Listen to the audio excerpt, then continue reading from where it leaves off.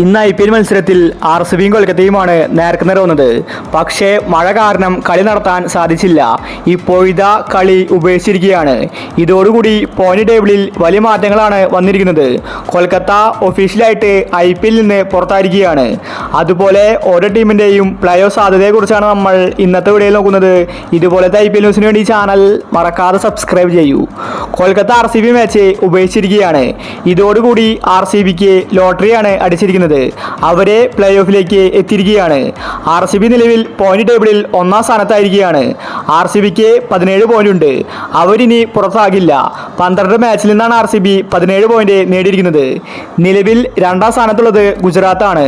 അവർക്ക് 16 പോയിന്റ് ഉണ്ട്. 11 മാച്ച് മാത്രമേ ഗുജറാത്ത് കളിച്ചിട്ടുള്ളൂ. മൂന്നാം സ്ഥാനത്തുള്ളത് പഞ്ചാബാണ്. അവർക്ക് 15 പോയിന്റ് ഉണ്ട്. പഞ്ചാബും ഏറെക്കുറെ പ്ലേ ഓഫ് ഉറപ്പിച്ചിരിക്കുകയാണ്. നാലാം സ്ഥാനത്താണ് ഇപ്പോൾ മുംബൈ ഉള്ളത്. മുംബൈക്ക് 14 പോയിന്റ് മാത്രമേ ഉള്ളൂ. ഇനിയും ഒരു മാച്ച് മുംബൈക്ക് ജയിക്കേണ്ടിയിരിക്കുന്നു. 16 പോയിന്റ് ഉണ്ടെങ്കിൽ പ്ലേ ഓഫിലേക്ക് കടക്കാം. 80% മുംബൈ ടീമും പ്ലേ ഓഫിലെത്തിയിരിക്കുകയാണ്. ഇതേ സമയം 5ാം സ്ഥാനത്ത് ഡൽഹിയുണ്ട്. അവർക്ക് 13 പോയിന്റ് ഉണ്ട്. പക്ഷേ ഇവിടെ പണി കിട്ടിയിരിക്കുന്നത് കൊൽക്കത്തയ്ക്കാണ്. കൊൽക്കത്ത നിലവിൽ 6ാം സ്ഥാനത്താണ്. 12 പോയിന്റ് മാത്രമേ കൊൽക്കത്തയ്ക്കുള്ളൂ. കൊൽക്കത്ത 13 മാച്ച് കളിച്ചിട്ടുണ്ട്. ഇന്നത്തെ മത്സരം ഉപേക്ഷിച്ചപ്പോൾ 1 പോയിന്റ് മാത്രമേ കൊൽക്കത്തയ്ക്ക് കിട്ടിയിട്ടുള്ളൂ.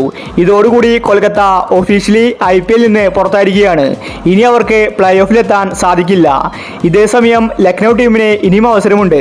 അവരെ 7ാം സ്ഥാനത്താണ്. 10 പോയിന്റ് അവർക്കുണ്ട്. പക്ഷേ ലക്നൗ ടീം 11 മാച്ച് മാത്രമേ കളിച്ചിട്ടുള്ളൂ. അതുകൊണ്ടാണ് ഇനി അവർക്ക് അവസരമുള്ളത്. നിലവിൽ CSK, രാജസ്ഥാൻ, ഹൈദരാബാദ് ഇവരെല്ലാം പുറത്തായിരിക്കുകയാണ്. രാജസ്ഥാന് 6 പോയിന്റ് മാത്രമേ ഉള്ളൂ. CSK ടീമിനും 6 പോയിന്റാണുള്ളത്. ഈ രണ്ട് ടീമിനും ഇനി പ്ലേ ഓഫിലെത്താൻ സാധിക്കില്ല. നിലവിലെ പോയിന്റ് ടേബിൾ നോക്കിയാൽ RCB, ഗുജറാത്ത്, പഞ്ചാബ്, മുംബൈ ഈ 4 ടീമായിരിക്കും പ്ലേ ഓഫിലെത്തുന്നത്. അപ്പോൾ ഇതുപോലത്തെ IPL ന്യൂസിന് വേണ്ടി ചാനൽ മറക്കാതെ സബ്സ്ക്രൈബ് ചെയ്യും.